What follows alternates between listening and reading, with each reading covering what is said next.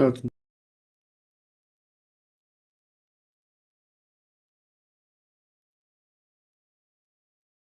Hare Krishna. Vanchakapatarbhyascha kripasindhubhyascha patitanam pavanebhyo vaishnavebhyo namo namaha. Om Shripadaya Krishna Krishnaaya Bhutale.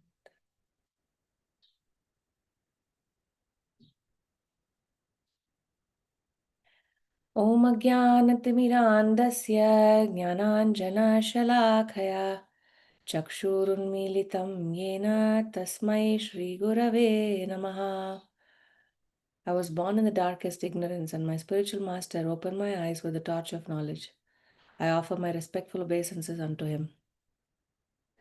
Nama Om Vishnupadaya Krishna Presthaya Bhutale Srimate Bhaktivedanta Swaminiti Namine Namaste Saraswate Deve Gauravani Pracharine Nirvisesha Shunyavadi Paschatya Deshatarine Jai Shri Krishna Chaitanya Prabhu Nityananda Shri Advaita Gadadhara Srivasati Gaura Bhaktavrinda Hare Krishna Krishna Krishna Hare Hare Hare Rama Rama Rama Hare Hare.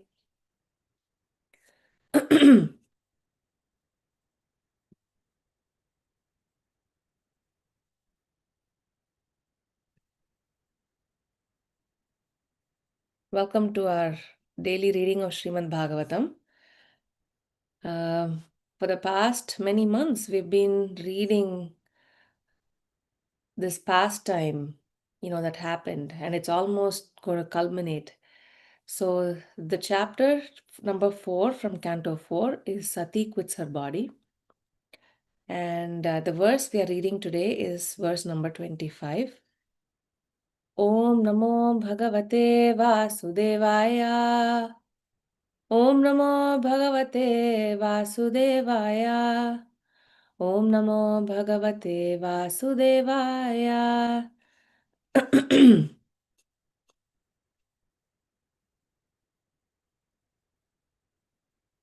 So I'll read Sanskrit word to word first and then the verses. Kritva, after placing, Samanau in equilibrium, Anilau, the prana and the apana airs, Jitasana, having controlled the sitting posture, Sa Sati, Udanam, the life air, Uthapya, raising, Cha, and Nabhichakrataha, at the circle in the navel, Shanaihi, gradually, Hridi, in the heart, Sthapya, placing, Dhiya, with the intelligence, Urasi, towards the pulmonary passage, Sthitam, having been placed, Kanthat, through the throat, Bhruvoho, of the eyebrows, Madhyam, to the middle, Anindita, the blameless Sati, Anayat, raised. Kritva samanavanilaujjitasana sodanamutthapya च नाभिचक्रतः शनैर्हृदय हृदि स्थाप्य धियोरसि स्थितं कण्ठाद् भ्रुवोर्मध्यम् अनिन्दितानयत् कृत्वा समानावनिलौजितासना सोदानमुत्थाप्य च नाभिचक्रतः शनैर्हृदि स्थाप्य धियोरसि स्थितं कण्ठाद् भ्रुवोर्मध्यमनिन्दितानयत् कृत्वा समानावनिलौजितासना सोदानम् उत्थाप्य च नाभिचक्रतः शनैर्हृदि स्थाप्य धियोरसि स्थितं कण्ठाद् भ्रुवोर्मध्यम् अनिन्दितानयत्. Translation and purport by His Divine Grace, A.C. Bhaktivedanta Swami Srila Prabhupada Ki Jai. First of all, she sat in the required sitting posture And then she carried the life air upwards and placed it in the position of equilibrium near the navel. Then she raised her life air mixed with intelligence to the heart and then gradually towards the pulmonary passage and from there to between her eyebrows. The yogic process is to control the air passing within the body in different places called Sat Chakra, Shat Chakra, the six circles of air circulation. The air is raised from abdomen to the navel, from the navel to the heart, from heart to the throat, and from throat to between the eyebrows, and from between the eyebrows to the top of the cerebrum. That is the sum and substance of practicing yoga. Before practicing the real yoga, one has to practice the sitting postures because this helps in breathing exercises which control the airs going upwards and downwards. This is a great technique which one has to practice to attain the highest perfectional stage of yoga. But such practice is not meant for this age. No one in this age can attain perfectional stage of such yoga. But people indulge in practicing sitting postures, which is more or less a gymnastic process. By such bodily gymnastics, one may develop good circulation and may therefore keep one's body fit. But if one simply restricts oneself to that gymnastic process, one cannot attain the highest perfectional stage. The yoga process, as described in Keshava Shruti, prescribes how one can control this living force according to his desire and transmigrate from one body to another or from one place to another. In other words, yoga practice is not meant to keep the body fit. Any transcendental process of spiritual realization automatically helps one to keep the body fit, for it is the spirit soul that keeps the body always fresh. As soon as the spirit soul is out of the body, the material body immediately becomes to decompose. Any spiritual process keeps the body fit without separate endeavor.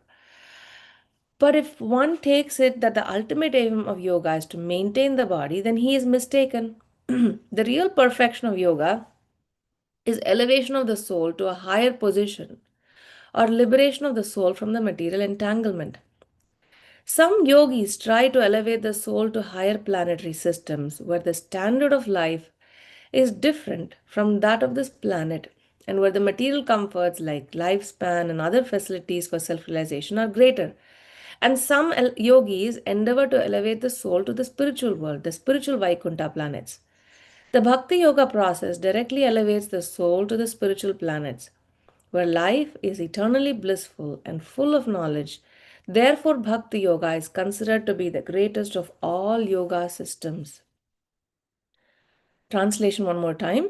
First of all, she sat in the required sitting posture and then she carried the life air upwards, placed it in the position of equilibrium near the navel. Then she raised her life air mixed with intelligence to the heart and then gradually towards the pulmonary passage and from there to between her eyebrows.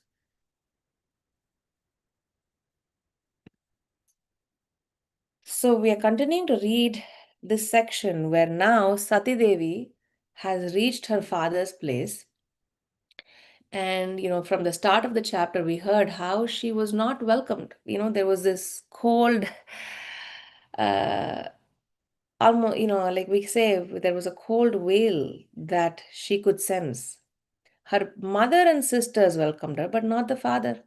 She also noticed that Lord Shiva was not, when the sacrifice was happening, the oblations were not offered for Lord Shiva. So she immediately understood. Of course, in the previous chapter, we heard the discussion or the conversation between Lord Shiva and Sati Devi. And Lord Shiva warned her, right? And now, and the start of this chapter, Prabhupada or even Bhagavatam says, because of feeble mindedness, because of less intelligence, she went nevertheless. So now she finds herself in this situation. And then she says, just looking at him, you are Daksha. And when Lord Shiva calls me Dakshayani, it reminds me of this sinful connection that I have with you. And so now she has come to this point where she is ready to give up her body because the body is what is connecting her to Daksha. It is the sinful connection that she has. Now, Daksha has blasphemed Lord Shiva. There is a beautiful verse early on in the chapter where it says that she's telling Daksha, you, my father, you, Daksha, you are so sinful that you find fault with somebody who is faultless. And Lord Shiva is a person who does not find fault with anyone, even with people who may have some fault. So, she's spoken everything that needs to be spoken to her father, and now it's time to do things. She also said how when somebody blasphemes, you say something in their defense. Now that is what typically a brahmanas would do, right? Like this is what my teacher was telling me. Brahmana, Kshatriya, Vaishya, and Shudra. Brahmana may offer something from Shastra, refuting the point. A Kshatriya, on the other hand, he may take a sword and he may cut off the blasphemer. But something that is offered as a solution for a Vaishya and a Shudra is to give up their own body. So my teacher was telling me that, Dakshayani in this case, or Sati Devi, found herself humbly in that position, and so she's ready to give up her body. And now in this verse, this particular verse, we hear this process that she is going to follow, where she's raising her life air to the cerebrum, as Srila Prabhupada is saying. And she's coming up, we'll see how she'll also invoke the Jatara, the fire that is there in each of her bodies. She invokes it and sets her body ablaze. So a similar thing that we see in Srimad Bhagavatam is in first canto, 13th chapter, where Dhritarashtra does something very similar. Right now, in that particular chapter, Narada Muni has come and he's giving Yudhishthir Maharaj, he's telling, oh, don't worry about your uncle. He's in the forest. This is what is happening. He has situated himself in this yogic process, and this is what is going to happen. Soon he will raise his life air, he'll merge it with intelligence, and then set himself ablaze. This is what is going to happen. So Narada Muni is informing him of that. So if you go to that particular section in Bhagavatam, I will just read that a little bit. It's 113:55. Dhritarashtra will have to amalgamate his pure identity with intelligence and merge into the Supreme with knowledge of his qualitative oneness as a living entity with Supreme Brahman. Being freed from the blocked sky, he will have to rise to the spiritual sky. So some of these things are common between the verse that we are reading and this particular verse from Canto 1. So I'll just read a little bit. So what Prabhupada is saying is the yogic process. Actually, let me pedal back. If we know how we came into this material world, we can go back to that spiritual world where we came from, right? So again, we've heard of the staircase method and the elevator method. The Bhakti Yoga is the elevator method. Ashtanga Yoga, on the other hand, is the staircase method. So when we go back to this creation, we see the steps. When the body annihilates, the Ashtanga Yoga, Ashtanga Yogi, what he does is he retraces that path. So, in the creation, we hear how there is the Mahat Tattva, then, there comes the false ego, intelligence, mind, and the senses, so on, and they are developed in that way. Now, there's a lot more complexity than what I just said. But in the Ashtanga Yogis, what they do is they reverse it. They gather the senses, they gather the mind, the intelligence, they go all the way up and they amalgamate into the Mahat Tattva that way. And so Prabhupada writes here, by the yogic process, when his pure identity is realized in self-realization, one has to revert to the original position by amalgamating the 5 gross elements the subtle elements, mind, intelligence, into the Mahatattva again. Thus, getting freed from the clutches of Mahatattva, he has to emerge into the existence of the Supersoul.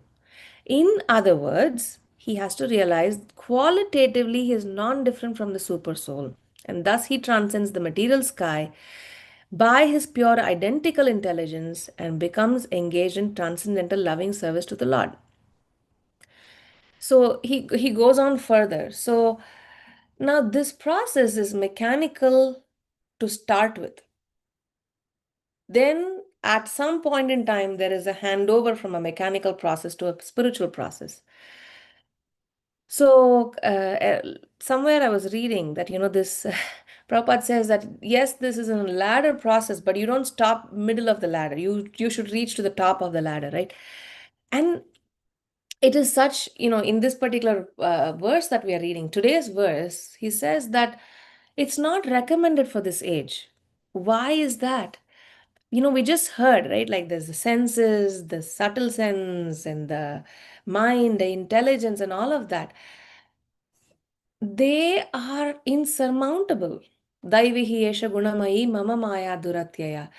Mameva ye prapadyante maya metam tarantite. So if this is mama maya duratyaya, it is impossible. To emphasize that point, I just want to read this verse, 6:16:37. The translation is every universe is covered by seven layers: earth, water, fire, air, sky, total energy, false ego, each 10 times greater than the previous one. There are innumerable universes besides this one, and although they are unlimitedly large, they move about like atoms in you. Therefore, you are called unlimited or ananta. So, the material ocean, this creation, this vast spirit material sky that we see, every brahmanda, this little egg, there are coverings, and each of those coverings are 10 times greater than the previous ones. How can a little jiva be able to surmount that with our puny, tiny intelligence in this age of Kali, right? It is just impossible. Uh, Again, that particular purport, Prabhupada talks a lot about that. Now, here is the second thing that has to happen. A yogi, Ashtanga yogi, not only has to do this mechanical process, cross over these layers and layers of material world, of yeah, layers that covers this Brahmanda, there are things that he has to do. Like, for example, he has to renounce, he has to have his mind under control, he has to have his senses under control. So, let's hear a little bit about that. Now, this is from the Bhagavad Gita 6.2.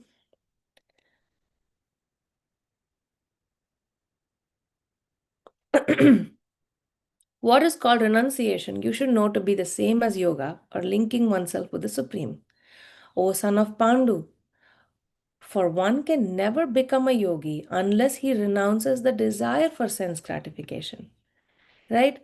That's an absolute statement from Krishna. You can never become a yogi unless you renounce the desire for sense gratification. Now, yesterday we did this Ekadasi Vrata, right? How much is it watered down for us? We can have an opulent feast as long as we just avoid grains and beans. So that is how much of a concession is given to us, just so that we are able to be within the bounds that are given. It's like a leash or a rope that is tied to a cow. I for us people in Kali Yuga, the rope is really long. We have a larger area, but as long as we are in that, we are protected. So in that purport, Prabhupada writes,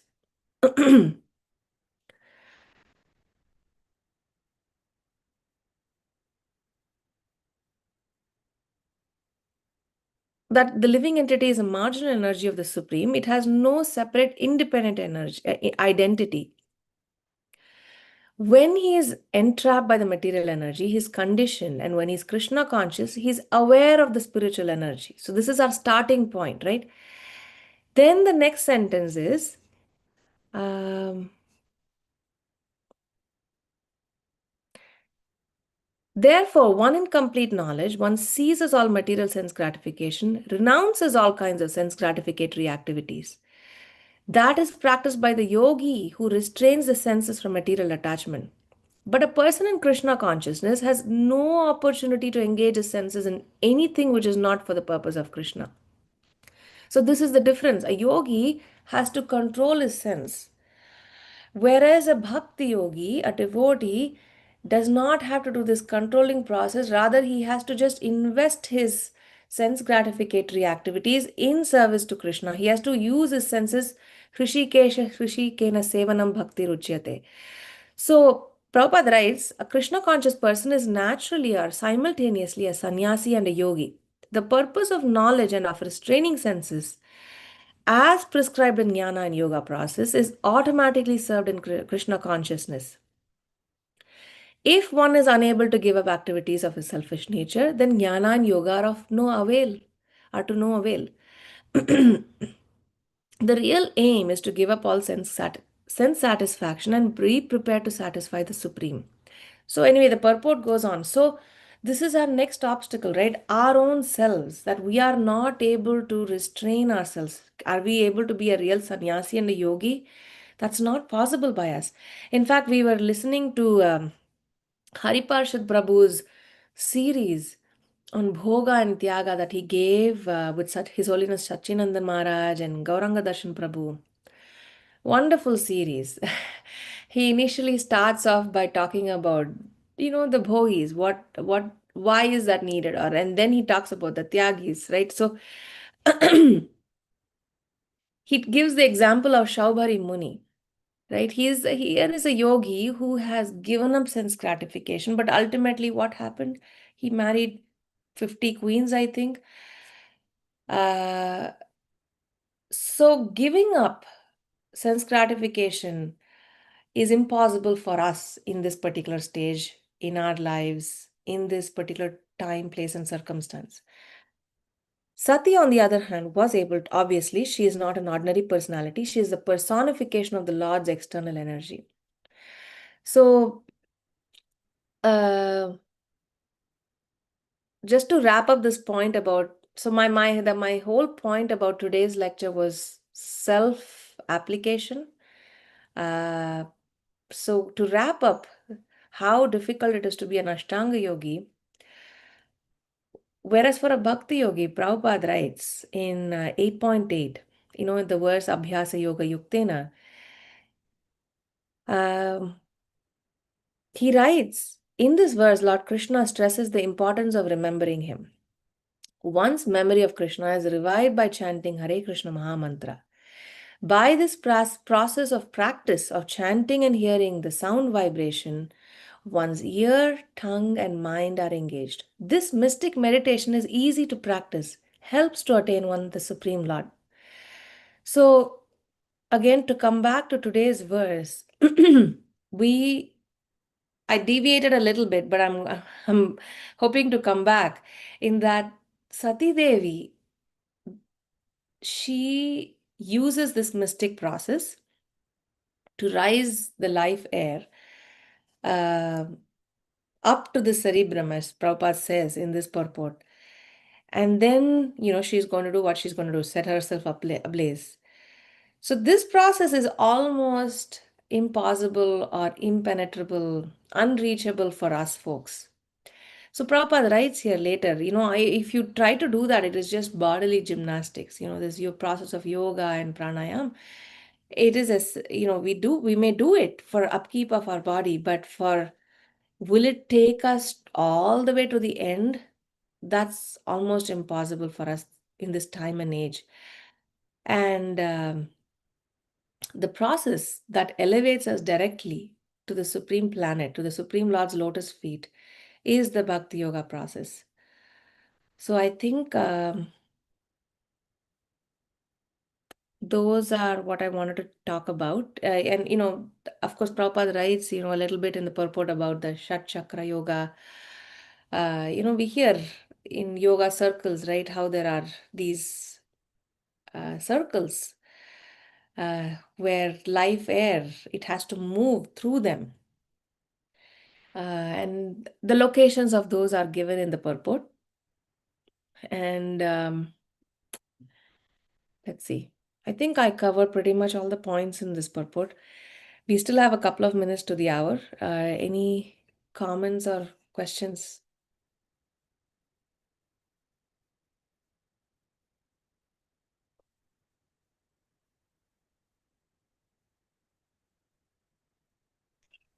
Hare Krishna Mataji, Dharma Hare Krishna, Pranam. Padre. Yeah, no questions, but the commentary was very, very nice. Wonderful what you said.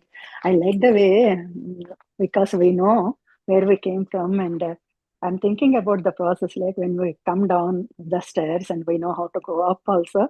Same way we know where we come from, but we forget all that, right? How to go back is only we listen from others, and the practices we do will take back home, back to Godhead. But this is very nice because the channel where we came from, we know the place where when the Atma came and how to go back to the same place. That is really nice thought. Actually, I never view in that angle till now. That's so nice, Mataji. Hare Krishna. Thank you, Mother. Also sharing with my husband, like we came from India and we know how the way to go back. Same thing. We know the place where we came from, God's abode, and we have to try to push ourselves to find deeper in the actions that we do will Yes. take towards that path only, not deviating or taking U-turns or all those things. Hare Krishna. Hare Krishna. Thank you for your comment. Actually, what you said just reminded me, Mm-hmm. the Ashtanga Yogi, of course, he retraces the way back. For a Bhakti Mm-hmm. Yogi, there is a verse that I really like that, Smartavya Satatam Vishnur, Vismartavyo na Jatuchit, Sarve Vidhi Nishedhasyor, Etayoreva Kinkaraha. All the rules and regulations are servants, Kinkaraha, to this one particular rule.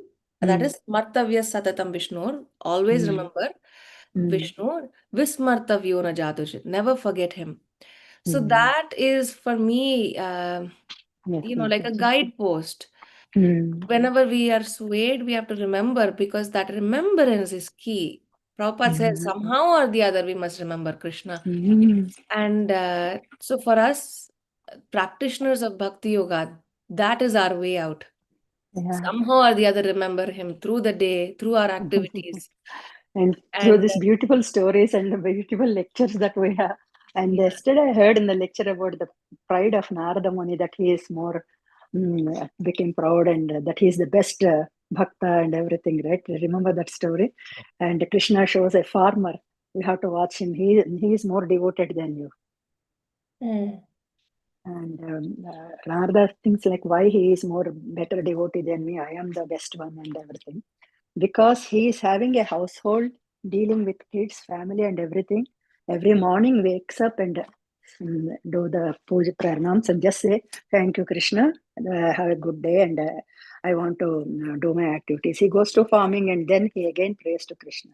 And again comes back, he prays to Krishna. And night before he prays to Krishna. Because that is the key to remember, even if he is entangled in so many household activities around him with the kids and work and everything, still he remembers. For Narada, he said, you don't have any activity, any family, and it is easy for you to remember. But for those people who are involved in this, the samsara, Mm. so in being involved in that activity also, he is remember me like a couple of times every day. That's also enough. Just close the eyes and whatever we do, we say Krishna Arpanam, right? Good or bad. And before going to bed, definitely we chant and say thank you for a good day and everything. So that helps a lot wherever we go, whatever we do. Just the thought, bhavana in our mind is more important than the bhakti also. Mm. Yeah, that's what Krishna. There is a story I heard in one Bhagavatam lecture only about the Narada, and he Mm. agrees that, and he gives a pot of hot oil for Narada and ask him to get around a hill, like the people where they do Govardhan Parikrama or something Parikrama with the hot oil. And he is watching only that oil, it should not spill, even a drop of oil should not spill on the ground. So he has to take it very carefully. So Narada does that and he gets the, okay, see that I didn't spill any oil and I'm back. And then Krishna asks, how many times did you say Narayana when you are doing that? Mm. So when he's walking, he didn't even utter Narayana because his entire focus is on the pot and he should not spill that one. Right. Yeah. So this is like a hot pot that we are having on our head and we are trying to take care of that so intensely, working outside and mainly with the kids or the family or the work, anything that we have the entanglement in the life. So doing that and also still saying Narayana in our manas, right? That is more important. Yeah. That is the blessing for the Kali Yuga also. Right. So And Nara, Prabhupada has made it simple for us, right? Like just yeah, Narada agrees Ram. for that. Yeah, because through that parikrama he's doing, he never even thought about Narayana. He's thinking only about the pot, and he should not spill that. Right. Yeah, Thank you, Mataji. Hare Krishna. Hare Krishna.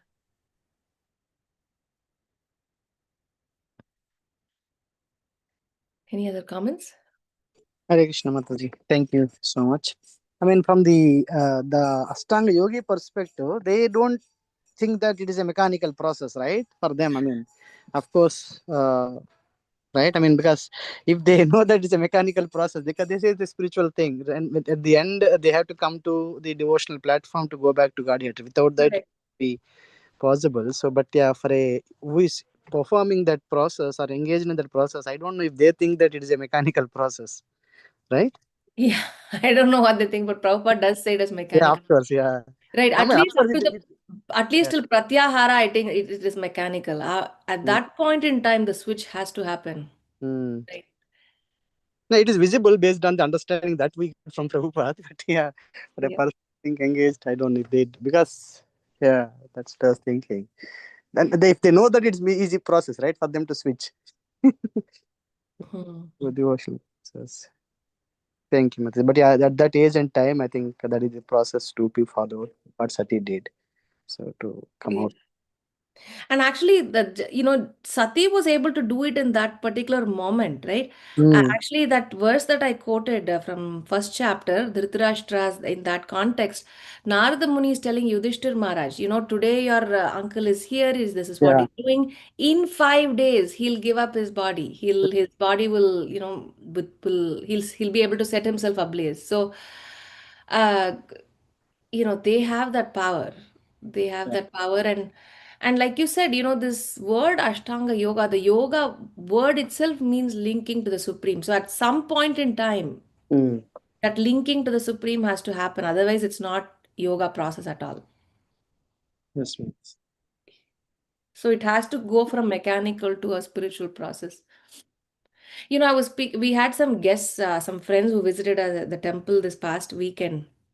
Ganganarayan and I were talking to them, and we were saying that even our process of bhakti, the what we do, like offering and this, we can also do that in a mechanical fashion. If Krishna is out of the picture, right? It'll remain that. But so our heart, our mind, are we able to bring it at that moment when we are offering or when we are chanting? That is the key. I think, it was Amarendra Prabhu who says, otherwise it becomes a spiritual. When you add Krishna as, sorry, it is a ritual. When you add Krishna as when it becomes spiritual or something like that, he says. Yeah. Yeah.